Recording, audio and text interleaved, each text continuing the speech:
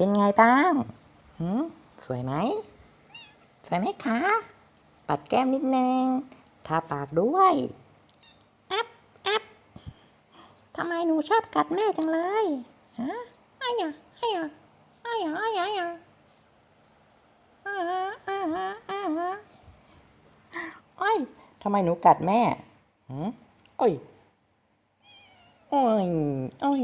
อ้อยได้ดีพอแล้ว